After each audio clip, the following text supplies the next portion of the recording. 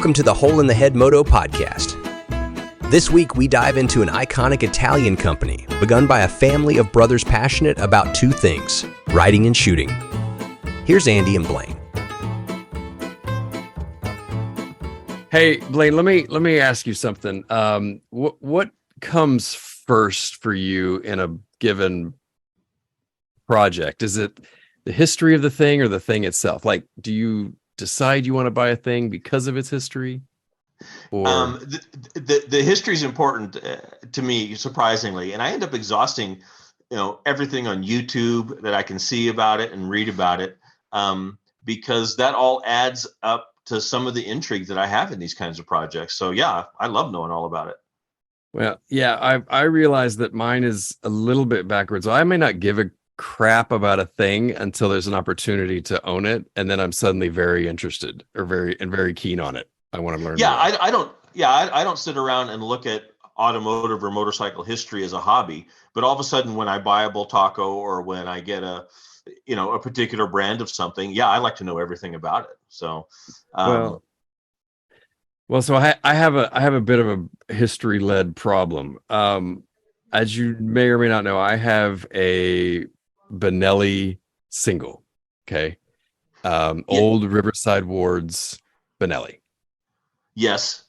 And it's a 350 and it's in Oklahoma and it's just sitting there. And to be fair, 350s are kind of hard to find, right? They're not that common.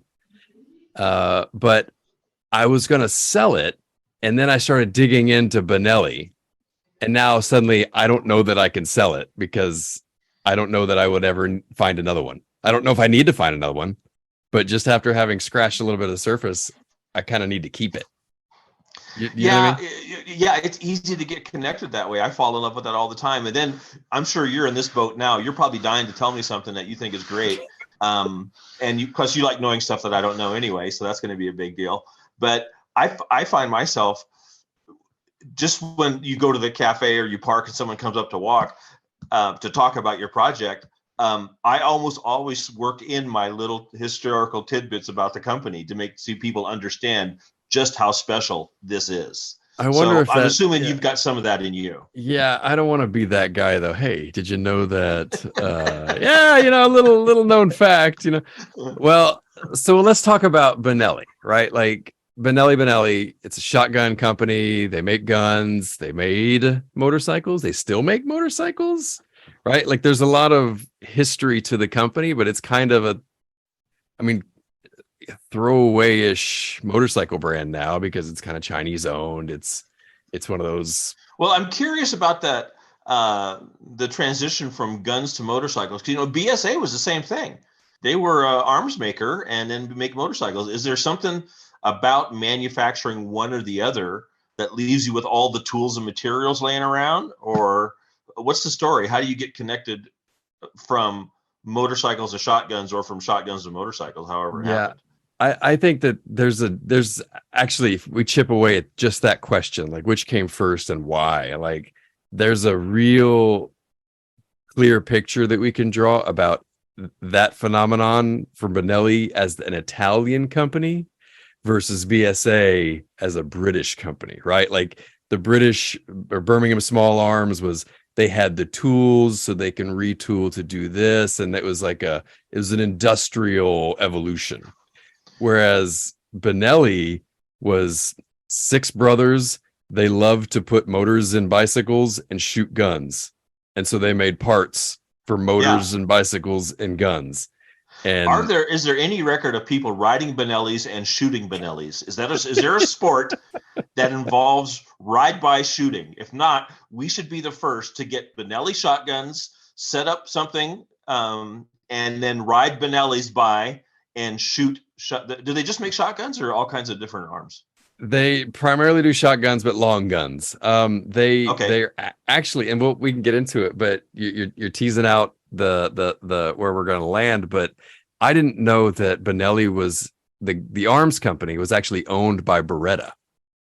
Okay. And so now they're one and the same. I think Beretta's. I don't know much about Beretta anymore. They still make handguns, but regardless, they're still they've sort of splintered off, right? So okay, so immediately what I can see happening is that if you ever grow tired of this Benelli, or we find one that's unrecoverable, the only thing we could do to it is to shoot it with Benellis or Berettas. Yeah.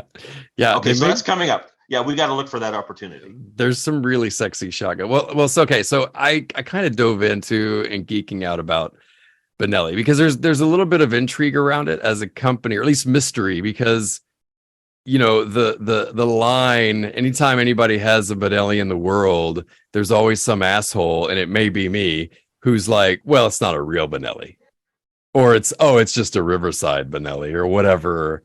You know what I mean? I've done that maybe, but I do. So, I hate those guys. Okay, so in terms of what happened in the United States, did Benelli ever sell motorcycles through dealerships here, or were they always through other distributors and retailers? So they did not sell directly. So they came in through it was a small company, right? So you think about pre-war, they were getting around, and then in during World War II, the factory was just demolished, completely starting over. Right. And so they're about 20 year period. They, basically early years of commercial motor or consumer motorsports and motorcycles. There was like these every year was a massive technological advance, right? So for those 20 years between like 45 and 65, they were making singles and two strokes and racing, all in Italy, right? And there's a population density that you're going to reach with motorcycles in Italy, right? Like, and they hit that market cap. These were all sort of entry level price bikes, or were they premium market bikes, or mass transportation, bikes post war, short for steel, short for money kind of a thing? Well, funny enough, so again, the more I dig into Benelli, the more I like them. They were scrappy. So after the war, they were, again, starting from scratch, kind of. And so what did they know? They knew how to make motorcycles and they knew how to make gun stuff. Well, post-war, manufacturing weapons is frowned upon, right? So for a European country. So what they did in a country that lost the war, yes. On the losing side, yeah. So what they did was they went out into battlefields, and I guess the at the time the equivalent of like auctions, and bought up thousands of decommissioned army motorcycles. Okay, so they were out in the fields pulling shit out, like putting things together, polishing them up, and then turning them around and flipping them to going to the store, right? So they were flipping those bikes, little single cylinder, two strokes, and selling them back to consumers out of their garage, basically. Okay, so I thought you were going to say that they went out and bought all this war surplus steel just to recycle the steel, and so then all of a sudden, anyway, I know that occurred in other countries, and so me, I'm such a snob about European stuff, especially during the 50s and 60s, and there's a good chance that most of the steel in it was leftover war surplus from either the Germans or the Americans or the Brits, who produced most of the stuff during the war. So. Yeah, no, but just them going out and like hustling and getting bikes. And remember, it's like these six brothers, right? And they're, late teens to early 30s. And they're just hustling, putting their bikes together, selling them back to get money, putting it back into their little family garage. They got their start, I guess, from their father died. He had a small business, basically a service station for bicycles and motorcycles. When he died, the wife just put all the money into that business and then said, boys, this is your gig now, this is your job. She sent two of them. She sent the eldest, like, of course, very Italian, Giuseppe and Giovanni, right? She sent them to Switzerland to go study engineering. They said, go get your shit together and come back and make, do what you're going to do. That's way more focused and formalized than I thought. I just thought when you said there's six brothers, I just thought the mother said, you know what, get the hell out of the house, find something to do. Just all six of you take this traveling circus and get out. because I want to have I want to have a coffee and do the laundry or whatever. But so No, she hell no. actually was pushing them into this business and facilitating it. Mamma mia, yeah. There's a Okay. term for like the bond between mother and son. It's some Italian phenomenon where they just like they'd never leave. Uh-huh. But times 6, right? So Right. so Giovanni, Giuseppe, they go do engineering, they come back and they basically just put there was a couple years where they took externally produced or motors and then they put it in a bicycle, and then in like this is all pre-war, but like 1920 they made their first engine, and then 21 they made their first full setup 100cc motorcycle. So like they're a producer at that point, but then the war, and then they got to get all their shit together. So anyway, all that was the question was importing to America. So between war and early 60s, they were, that market got pretty saturated, right? And so they started exporting to America, but they didn't have any connections here. You'll hear this name bandied around, Cosmopolitan Motors. Basically, any 60s and 70s motorcycle that's not one of the department store bikes was imported by Cosmopolitan Motors. That's like Perilla, Benelli, all those, Augusta. And all it was Cosmopolitan all Italian or just European? I'm pretty sure they were all Italian. Okay.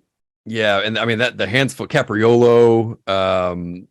I think they did Montesa as well. No, they did. They must have done Montesa, Spanish as well. So maybe it's more European. Okay. Right. But basically all the exotics, right, in the 60s. That's what's great. I love about this is that we view these now as Italian exotics, and they were for sale at Wards and Sears, along with Toughskin jeans and Craftsman tools. And so, well, so there's there's the split though. There was Cosmopolitan, and in the advertising is where you see this. So Cosmopolitan was the importer, sort of direct sales, but then Montgomery Wards basically created a brand called Riverside. And under that brand, that's where they imported all of Benelli's bikes. They also did Lambretta. Mitsubishi had a motorcycle, the Silver Pigeon. Mm-hmm. And then, oh my God, I'm going to forget somebody else. There was 3 or 4 other Riverside.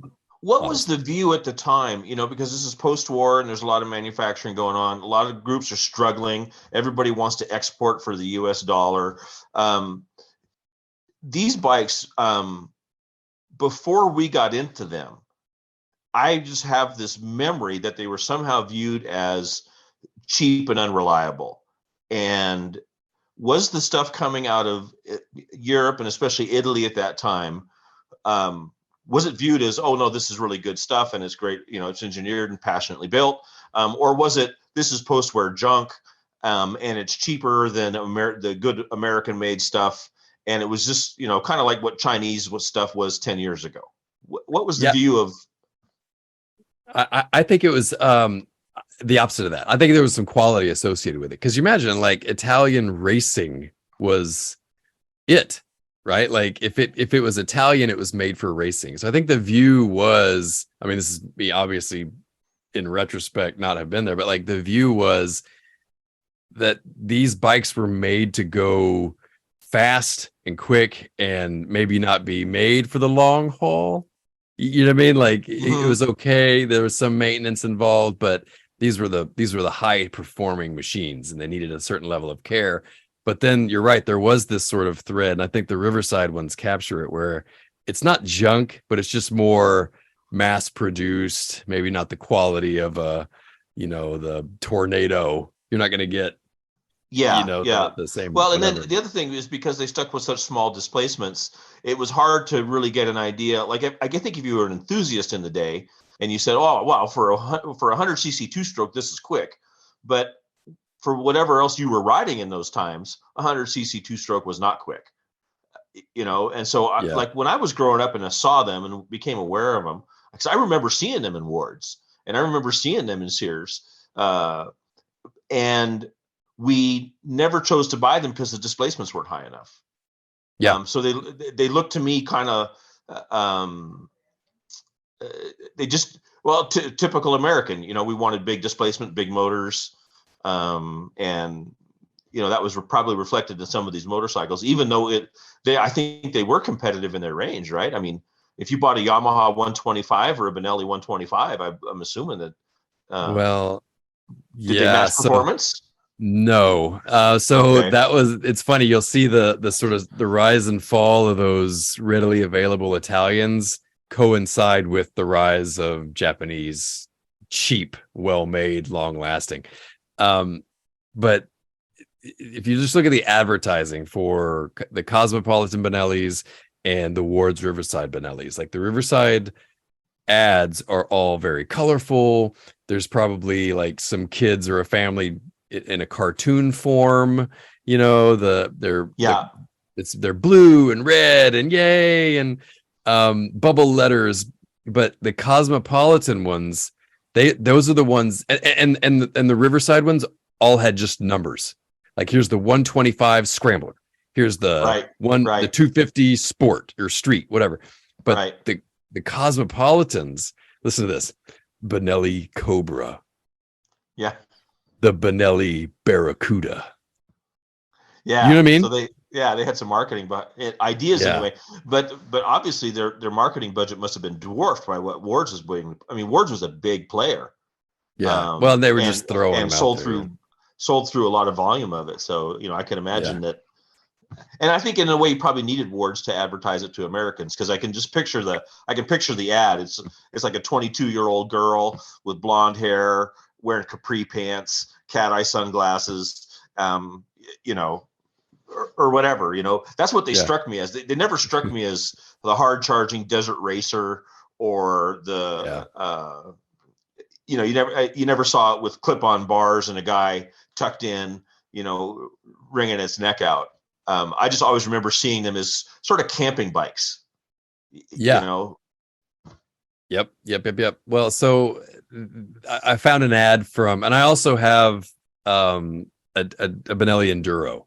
Okay, so I realized this is how stupid my motorcycle situation is. I forgot I have both a Cosmo Benelli and a Riverside Benelli.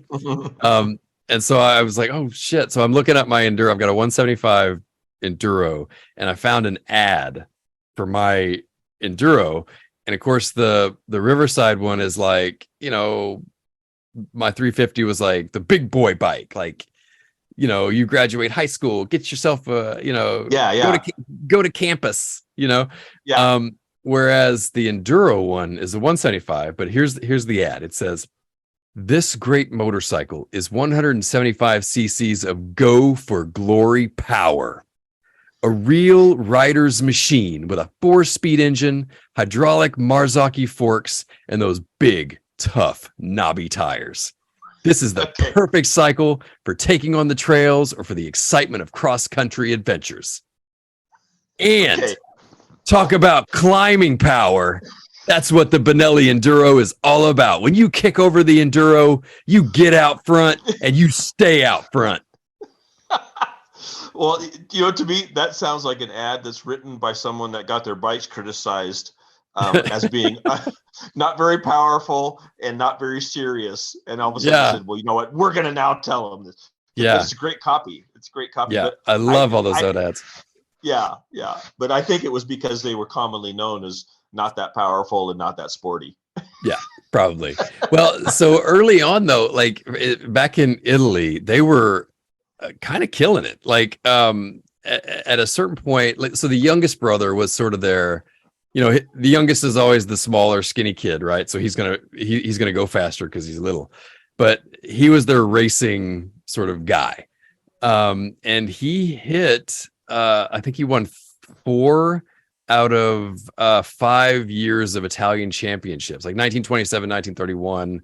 And then in 1932, he died at one of the GPs. He crashed, but like they were a contender. They were Italian champions for a number of years. They won at Isle of Man in 39, and then a couple other years after that. But they were hardcore. But Well, Yeah, I now think this whole time, Andy, were they also making shotguns then? And was that always an equal part of the business? no. Or did So it kind of? yeah, yeah. So in 1967, they decided to sort of go back into, again with the rise of Japanese stuff, and then they're having to export all their product to another country. They're kind of just doing what they can to get by. And so they went back to which one of their original sort of loves and skill sets, which was gun parts, right? So they started making shotguns. They opened up a factory late 60s, sort of coincide with all this export stuff. So, And then but before this, were they also making guns and gun parts, but just not as a formally not distributing them to retailers, exactly. or how was it? How was it early on? Still, like, sort of what's the cottage industry, Okay, only in Italy, local Okay, parts all kind of thing. But in 67, they hired a guy called Civoli. And he basically worked with the eldest or the second oldest brother. And they invented, or Civoli invented, this what's called an inertia drive system. I don't really know much about it, except that when the shell is fired, then the chambers, the gas from the shell makes the chamber reload, and it's just an automatic system, and you can do like 5 shots a second for a shotgun. Like Okay. that's pretty impressive, right? 1967. Well, it's also important if you miss a lot. Yeah. You can also just hit it on the first shot. That's a choice. That's a possibility for some of us. But well, you're riding on the back of a bike, so you need all the chances you can get. Right. But so did they come to market with a full the due respect, or did they come as, okay, this is a newcomer, they're unknown, they're probably really cheap? Did they sell these at Wards too? That's a good. I don't know if they sold them at Wards or not. I don't believe so. I wouldn't imagine that they did, because you think about the American sort of lay of the land at the time was Remington, Winchester, Winchester, right. all the small sort of boutique American gun makers. Whereas again, this Italian company kind of coming in as an exotic. But I think that what they've had going for them is that innovation piece, right? Like, so the way they jumped into market with this inertia drive system, they've kind of kept going with that. Like, they have this thing called a cryo system where they freeze the barrels. I don't know anything about it technically, but they basically freeze the barrels at some ungodly temperature, and then that tempers the metal in a way that there's less vibration, and then they have some free floating barrel in their shot. Like, the technological side of their product line is kind of what still drives them today. Whereas, okay, so those other ones are... what kind of person buys a Benelli shotgun? Is it somebody that said, hey, I'm a sporting guy and I like to shoot out on my land or whatever? Or is these like kind of the rich assholes that get together for the skeet event, or they go turkey shooting or whatever the hell they do? Is it sort of a Range Rover and shotgun crowd, or is it a guy with a shotgun in the rack of his pickup, the Euro equivalent to that? Yeah, I think they're a little more hoity-toity. Like, I think of them as, if they are not the sexy performance producers of motorcycles, like a Lamborghini or like a Ferrari, then they are that for shotguns. You know what I mean? Like, they are the choice of Olympians. You know what I mean? Like, right. that kind of stuff. Their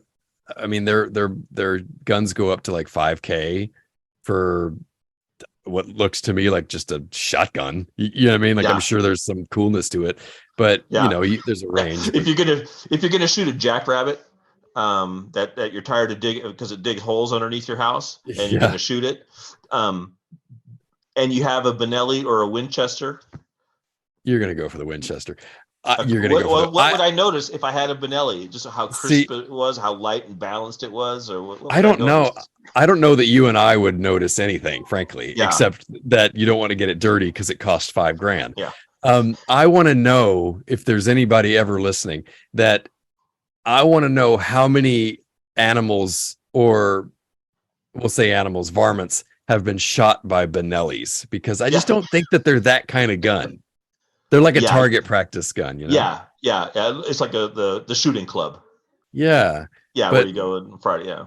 So we did when we were in Italy last year, like I really wanted to go to the Benelli Museum. Because to look at some of the older shotguns, I mean, whether you're into firearms or not, just the degree of craft is amazing. And even just the stuff that they have now, which is mass produced, it's they robots are making the guns, you know, but Right. the degree of just detail, if you look at some of the stocks, the lines on the stock are perfectly in line with the receiver that go all the way to the like there's just a beauty, unnecessary beauty in this shotgun. Well, I might appreciate that, because that actually that appeals to me, you know, in everything, and in guns too. But here's what doesn't appeal to me. What is up with goofy engraving? Why does engraving matter? And it looks to me like, I'm just guessing, a Benelli is engraved, which I think is kind of like pinstriping, you know, on a and I just don't get it. There's it doesn't have any real purpose, and there's always too much of it. Your opinion? Yep. No, I absolutely agree. But again, that goes back to like why I think if you have a Benelli, then you likely have another sort of go-to shooter, right? Like you buy Benelli maybe as an investment or to hang on the wall or something, which, you know, may or may not be worth getting, but they're so pretty. And the engraving, I don't want a shotgun with a engraving of a Labrador chasing a duck. I don't give a shit about that. But like some of the, you know, it's like, what are you're reminding yourself what it's for? Like, I don't understand. Well, and then, you know, we grew up around sporting our firearms. We've always had guns and go shoot. You know, I still go do shooting here at my place. And what happens with all of my guns is that they look like they've been used, and they only, and because I use them, you know, I mean, they're just going to take some wear if you get in and out of the truck. No matter what you carry them in or how you use them, they are going to look like they are used at some point. And it just strikes me that the whole goal of the Benelli is to probably buy a $30,000 shotgun and then spend $5,000 on a custom molded case for it, and then you keep it at home in a safe that manages its own humidity, you know, or whatever. So and then, you know, God forbid it show up with rust on it, where you and I would take some steel wool and knock it off and put some 3-in-1 oil on it and go use it. And so I don't know. I think I could have. I've had fun shooting skeet before. I get how fun it is to have a shotgun, but I just don't think I could ever, you know, fall into I've got to get me a Benelli shotgun. But I wouldn't mind having that Benelli 350 that you have. I like that bike. I really like it too.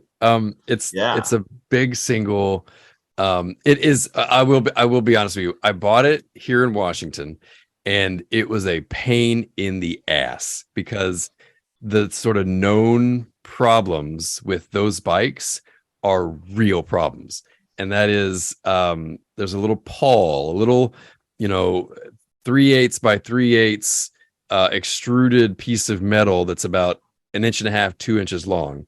And it's basically what catches the Kickstarter when you activate the lever. So when you push that Kickstarter down, it's the point of engagement. Right? Yeah. And so that is a known point of failure. And it's not a, if your Kickstarter pawl fails, it's have you repaired your Kickstarter pawl yet? And is it an easily repairable item, or is it an unfindable not really. Original only?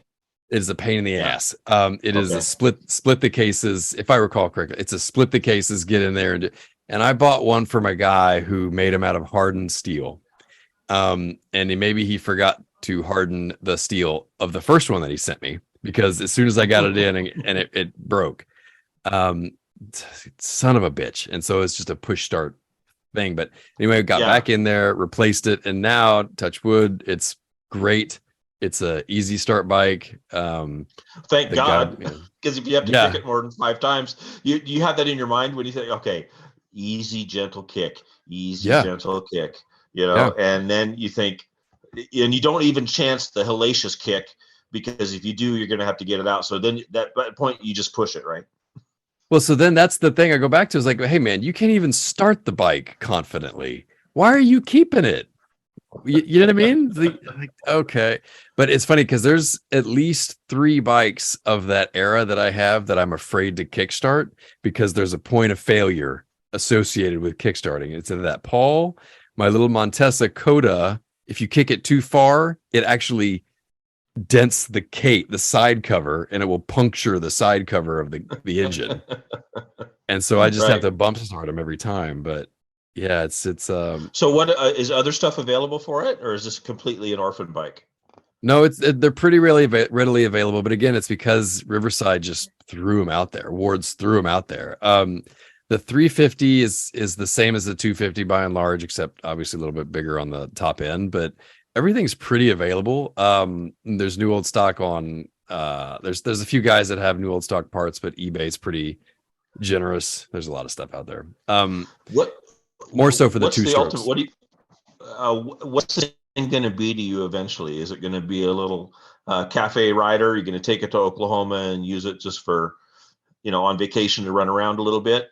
Is this going to maintain patina and its rat bikeness? Does it get restored and put in the living room? What are you going to do? Well, so that's the thing. It's like it's a cool bike. It's a rider. It's a rider more than anything, because I don't know that it's, and this is where maybe it flies in the face of the Benelli shotgun stuff. It's not worth, and I say worth as in value. It's not worth restoring to a degree, like the amount of, I'm not going to repaint it. I don't care about it to repaint it, but it is like a fat Italian thumper. That's a fun ride. Yeah. And so I'll keep it like that. Just kind of keep it up and running. Okay. So here's the question. There's an event called the Vintage 1000, and it's all pre-1975. Maybe you know about the event. I just read about it the other day. I got to find out more about it. Anyway, it's 1,000-mile ride over 4 or 5 days. And I think you got to have a pre-75 or something like that. And it's mostly, you can kind of have any displacement, but it really is kind of the home of the Yamaha 175 and the Honda range of singles. And so I now envision going on the Vintage 1000 with Benellis. The question is, how many Benellis will it take to finish 1,000 miles? Both of mine, for sure. Listen, oh yeah, I didn't. So when I first got that Enduro, I took it to a local event here. And I go to this event every year. It's just on a little island, and when you ride it's called the Tiddler Tour, and you ride little bikes around the island. Every time I go, I've spent more time on the side of a parking lot in the Ace Hardware parking lot than I have riding bikes. And so my first year I took the Enduro, I sheared a Woodruff key on the crank, and I had to buy a file and 3 different sizes of Woodruff keys. And I'm just sitting there in the parking lot, shaving these things down, trying to get, so at least 2 is my answer to get through 1,000 miles. And here's the other aspect of it. Like the other day, somebody asked me if I would ever, I would like to do that cross-country race on that cross-country event on pre-1936 motorcycles. I forget what it's called. Cannonball. Cannonball Run. Yeah. I would like to do that one. And but the problem with it is that very few bikes can finish it. Right. So just like having a Benelli. But the other thing is that even if you had a fresh one, by the time you're done, you've used it all up. Yeah. And so that'd be kind of how do you approach an event with a Benelli? If you restore it, you take it out there, it's coming back in pieces and it's all finished, ready to be a donor bike. Or if you don't restore it, you ride it and fix it the whole way. Well, mine came with a spare engine. So I would just bring that. You know what I mean? Instead of having a luggage rack, you just have a spare motor mount. It just have it bolted up on the seat. Yeah. Yeah, just in case. Why? Yeah. Then you don't have to look around for parts. You just look for where it is on the engine already. Okay. Now what I want to do now is I want to do the department store bike 1000 Let's talk about forming a group or an event where we ride department store bikes on a longer ride than they should be ridden on, and see if there's anybody that can complete it, basically. And maybe it needs to be 100-mile ride. It's about 100 miles. Yeah. But we'll decide. But don't you think we should probably do this? We should get out there and take these things to their limit. And Yeah, that may mean 40 miles an hour for 40 miles. I mean, yeah. whatever it is.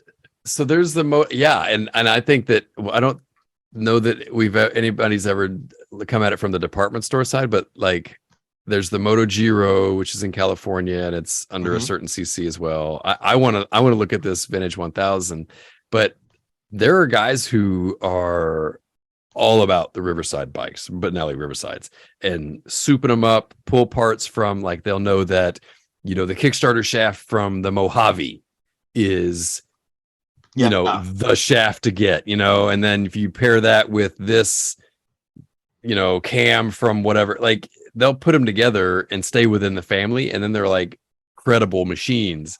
But I wonder, where was the first Montgomery Ward store? Like Chicago? Oh, maybe we should go from a iconic Ward stores on a route and relive the dream. Well, also I have a 54 Sears Allstate Twingle. Do you know what that is? Yes. Okay. Yes. Okay. So it's a Pook Twingle. So that's what I want to ride on this. And so it would also involve going to Sears, and I think there might be as few Sears stores left. But anyway, let's talk about how we could do a department store event and pay attention to the heritage of the stores, as well as the bikes. That'd be fun.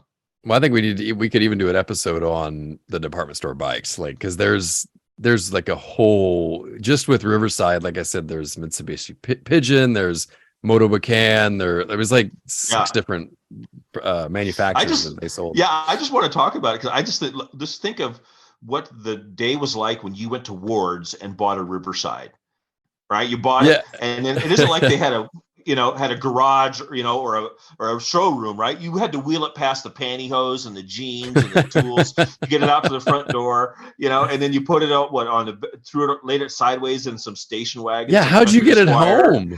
Yeah. The whole experience of buying a bike in a department store, I think, is great, because I would have stopped at the snack bar for sure on that day, and would have gotten the turkey melt sandwich with mashed potatoes, and a Coke. And what a dream, go in there, get yourself a new pair of jeans, so that, and a pair of Doc Martens before they were cool, the goofy work boots. I'm telling you what, this department store thing could be magic. Yeah, I think it's worth doing. Well, so I did, like I said, rabbit hole. Now I know everything I need to know about Benelli. There's so much though, and I know somebody's going to have an opinion on what we said, but like, as a company now, the bikes are still out there, but it's Chinese owned. I don't know if that means anything, but it certainly takes a little bit of the sexiness out of it. Like, same thing with Vespa. Yeah, but the one thing about it for the trade-off is that you still get the iconic Italian look, because there's a lot of Italian manufacturers. Well, there's a lot of manufacturers that are building in China and India now. BMW is sourcing bikes from India, so that's just the way it is. But hopefully, at least if the parts are plentiful and cheap, then I think they're going to be successful. Because we don't really expect these things to never break down, but at least you're not stuck with not being able to get anything or having nobody able to figure it out. But if this has got standard Chinese stuff in it, and you can buy the stuff on Amazon or whatever, and replacement engines are $300, $400. Yeah, I thought they would be great. Yeah. Well, okay. Well, let's do that. I'm going to put a note. We got to do the department store one, but I'm going to look at the vintage 1000. I forgot that you had that Pook. How big a displacement is that? It's a 250. Oh, it's a 250 twin. We should race. Oh yeah. Well, the twin will be, I'm sure. I don't know if it'll be faster, but I bet it'll vibrate more. It'll sound different. Do I get points for that? It's supposed to be Yeah. torquey. The whole point of it was supposed to be torquey, so we'll see. Right. Well, Andy, that's all I care to know about Benelli. Fair enough. All right, well, let's wrap. We'll talk again.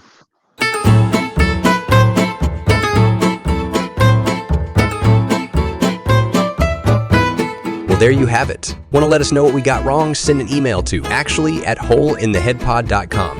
Actually@holeintheheadpod.com. Find us on the socials at Hole in the Head Moto and see our website holeintheheadmoto.com for more info, swag, and pictures of projects. Want to help us out? Go ahead and subscribe and leave a review. It's a huge help and we appreciate it. See you next time.